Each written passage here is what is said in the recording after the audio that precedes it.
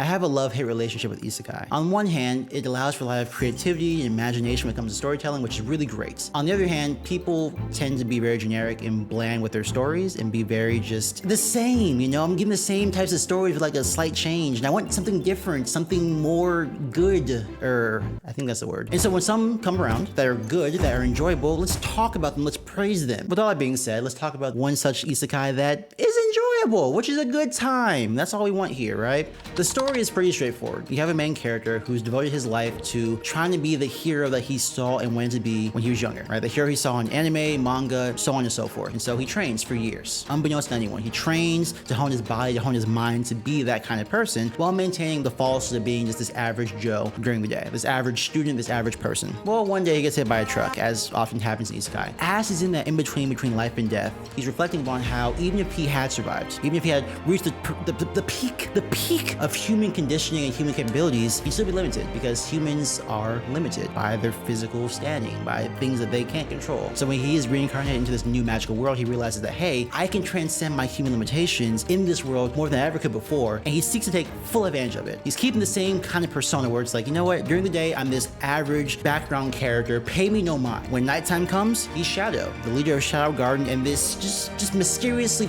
powerful figure that it seems like no one can really touch, but I guess you gotta watch the anime to see just how powerful it really is. The story of the Eminence in the Shadow is good. It's not amazing, it's not great, but it's not bad. It is a good and interesting story. And that's all you really need. Give me a good / interesting story with some good characters, and I will give it a shot. And I think it balances the humor, the tense moments, the action. I think it balances it all well. And it kept me engaged the whole time I was watching it, which is honestly a feat, especially for an Isekai that could easily become just stale or stagnant. To keep me engaged at the whole watching process and keep me wanting more and keep coming back, that's a great job. That's a great story, especially when they add the twists and turns and curveballs that they throw in there. It really is a just enjoyable story. As in any Isekai, there are several characters in the story. Now, there's only a few that are really important to talk about here. The first one being Sid Kagano, aka Shadow, the main character. Now, this main character subverts a lot of traditional tropes we've come to expect from our MCs, especially in Isekai. He's not some morally righteous character who can do no wrong or who's trying to get stronger to protect the people he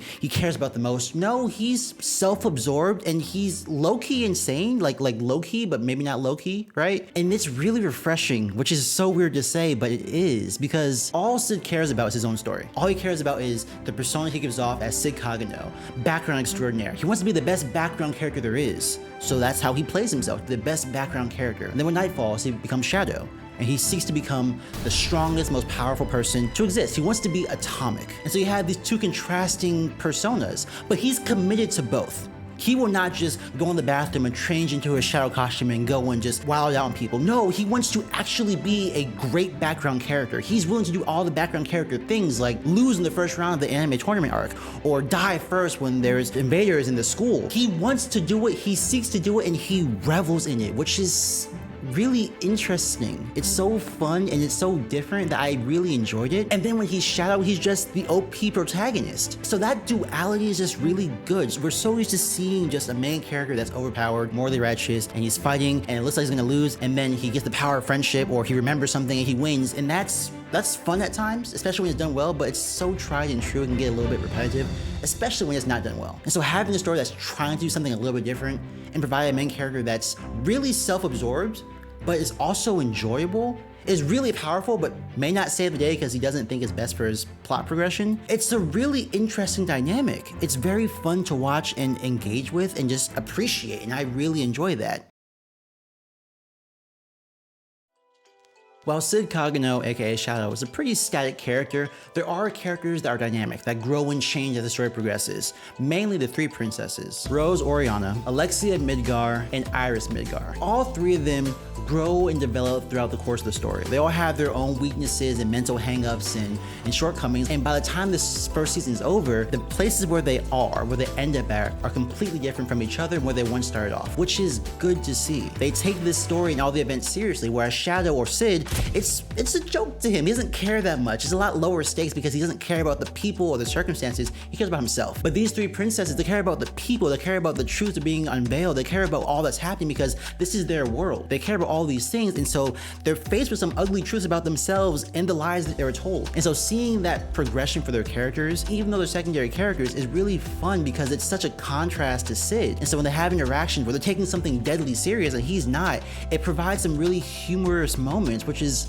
so weird but also like so good at the same time. It's a nice little blend of like tension but comedy, of high stakes and low stakes, and it's so interesting. That's the best way I can describe this anime. It's just so interesting because you have a set of characters that are similar but different, and you have this one character that's completely different, and the way they interact and the